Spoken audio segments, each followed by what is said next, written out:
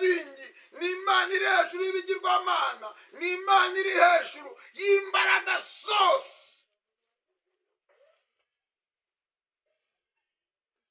Bibiliya igaragaza ngo Abisirayeli bari muri Egiputa bakoreshwaga uburetwa bwari bukomeye. Bari bafite ikibazo, bajya muri Egiputa, bagiyeyo bimuka, bagenda bahunga inzara. Bageze muri Egiputa barabakira bakoma yombi, kuko Yosefu yari ku ngoma icyo gihe, yari umutware ushinzwe ibyo kurya, yari ashinzwe minisiteri y'ubuhinzi n'ubworozi, yari akomeye muri Egiputa. Bageze muri Egiputa barabakira bakoma yombi, baravuga ati Abisirayeli ni karibu, babaha karibu, barabishimira. Bamaze kubishimira ngo babwira Farawo arabwatake, noneho ngiki gihugu cyose nimuhitemo aho mushaka kuba. Haleluya, nimuhitemo aho mushaka kuba. Ngo bahitamo i Gosheni, bahisemo i Gosheni, Imana ibahera umugisha. I Gosheni baragenda baba i Gosheni, i Gosheni barahatura, i Gosheni barorora, i Gosheni babona ibintu byinshi. Haleluya, i Gosheni barorora, i Gosheni barahinga bareza, i Gosheni amatungo yabo arabyara, i Gosheni bahagirira umugisha mwinshi. Oh haleluya, abantu barakura, abana baravuka, ababyeyi babyara mu mahoro, abantu bagira amahoro, bagira umudendezo, mbese baba mu mahoro. Ngo igihe kimwe kigeze, ngo bitegereje babona i Gosheni hari umudugudu mwiza, babona ubwoko buri gukura, buri kwiyongera. Baravuga ati no, inama iraterana. Imaze guterana bahita bavuga ati Abisirayeli ntibakwiye kongera kubaho, ntibakwiye kongera kubaho. Uhereye none dushaka guca ubwoko bw'Abisirayeli. Ariko reka nkubwire ngo niyo abantu barwanya ubwoko bw'Imana ntibateze kuzabutsinda, kuko agati kateretswe n'Imana ntigahungabanywa n'umuyaga uwo ari wo wose. Agati kateretswe n'Imana nta kibasha kukanyeganyeza. Haleluya, ngo barangije, ngo baragambana, baricara, minisiteri iricara, iraterana, iravuga ati noneho iki kintu tugiye kucyanzura. Abisirayeli nihajya havuka umuhungu, Mungu navuka wese mwababyasamwe, bajya mu baforomo, bajya mu badogitere. Iyo nama yari yateranye irimo abaforomo, irimo abadogitere. Umwe atanga igitekerezo. Amaze gutanga igitekerezo aravuga ati okay, Abisirayeli kugira ngo tubaneshe, kugira ngo tubatsinde, nuko nibavuka mu ibyara ryabo umwana tuzajya tumunigira mu nda, cyangwa yavuka tukamukubita urw'amazi. Reka nkubwire ngo abaguhiga ntacyo bazagutwara nimba Uwiteka agushyigikiye. Haleluya, abaguhiga ntacyo bazagutwara nimba Uwiteka agushyigikiye. Abakurwanya ntibazakunesha nimba Imana igushyigikiye. Ngo barangije bajya inama, bashyiraho umugambi wanga umwana wese wavutse ajya yicwa. Mu Bisirayeli Abanyagiputa bahubatse ibitaro i Gosheni. Bamaze kubaka ibitaro i Gosheni, umwana yavuka bakaniga. Ariko ngo Imana kuko yari ifite umugambi ku Bisirayeli, mwe yararirimbye arimo ngo ntawabavuma, ntawabavuma, ntawakuvuma Imana itakuvumye.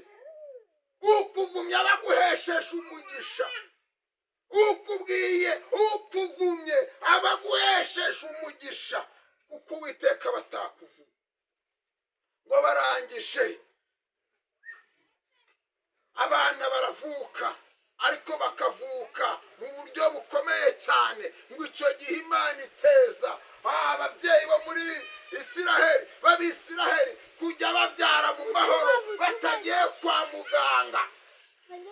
Wavuka umwe witwaga Mose, amateka ye ni maremare. Uwo Mose agera igihe akurira kwa Farawo. Amaze gukurira kwa Farawo akora y'amanyanga, amanyanga aramujyana amugeza kwa Yetiro sebukwe wa Mose Imidiyani, ngo aho niho yaboneye Imana. Imana tarasi, Imana atari yaramenye izina ryayo, Imana atari yakamenye, ngo niho yamenye Imana. Imana imubonekera ngo mu gihuru cy'umuriro. Bimaze kumubonekera mu gihuru cy'umuriro, iramuhamagara iramubwira ngo Mose we. Aritaba ati karame, ati kwetura inkweto kuko aho uhagaze arahera, ngo akwetura inkweto. Amaze gukwetura inkweto, Imana itangira kuvugana nawe. Haleluya, amen. Imana itangira kuvugana nawe. Nukwetu nugira ibyo witandukanya nabyo. Izi nkweto Bibiri ivuga ni bimwe byari bikwese, byari biboshye Mose, byari gutuma atavugana n'Imana. Icya mbere yakoze icyaha cy'ubwicanyi, byari gutuma atavugana n'Imana. Ngo arakwetura, arangije avuga ati noneho Mana ndi imbere yawe. Mu kindi kinyarwanda, nambaye ubusa, ntacyo nzanye imbere yawe, ndakwinginze nyambika umwambaro wawe. Imana iramubwira ngo noneho genda ubwira Abisiraheli. Haleluya, amen. Genda ubwira Abisiraheli ko mbagendereye. Nabonye umubabaro abanyagiputa bababaza, nabonye agahato abanyagiputa babahata, narakitegereje, narakarebye. Genda ubabwire ngo noneho ndabagendereye, ndabagendereye.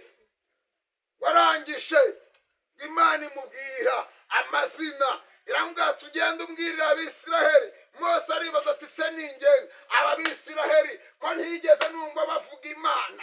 Aba Bisiraheli ko ntigeze numva babanga Imana? Yari yabasekuru, Imana yari yabase.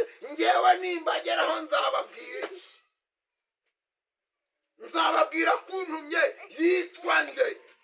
Ikibazo dufite mu iki gihe nuko abakristo bagenda batazi ubatumye, bagenda batazi ngo ninde ubatumye. Ariko nushaka kumenya uwagutumye, jya muri Matayo 28 umurongo wa 16. Bibiri avuga ngo nuko mugende muhindura abantu kuba bigishwa, abemera mubabatize mu izina rya Data wa twese n'Umwana n'Umwuka wera. Haleluya, amen. Mose abazimana ati none ningenda nzabwira Abisiraheli kurinde, nzababwira ko witwa nde weho untumye. Imana iramubwira ngo nitwa Uwiteka, nitwa ndiho, nitwa uwo ndiwe, nitwa Imana ishobora byose. Haleluya, amen. Imana ishobora byose. Imana ishobora byose, ishobora ibyananiye abantu. Imana ishobora byose, iri hejuru y'abapfumu. Imana ishobora byose, iri hejuru y'imbaraga z'abakonikoni. Imana ishobora byose. Mose ngo ajya kubwira Abisiraheli, ababwira ko Imana ishobora byose yamutumye. Mwene data, nagira nkubwire ngo umubabaro ufite nshuti yanjye, umubabaro ufite, nagira nkubwire ngo uharire Imana ishobora byose. Ibibazo ufite biharire Imana ishobora byose. Agahinda ufite gaharire Imana ishobora byose. Ibibazo ufite biharire Imana ishobora byose. Ibibazo byawe byose bihereze ishobora byose. Tugiye gusenga Imana. nimba ufite kwizera izere ko imana ishobora byose. Uyu munsi imana yakuye abisirayeli muri egiputa ibakuzaho imbaraga zayo, tuzabikomezaho kw'iri jambo imana ishobora byose. Imana ivuga bikaba, imana itegeka bigakomera. Reka dusenga imana. Ngaho gira kwizera. Mwami Yesu, tumenye ko ari imana ishobora byose. Twiringiye izina ryawe, twiringiye ubutabazi buturuka iwawe. Ngaho icyubahiro n'ikibi cye mu izina rya Yesu, amen.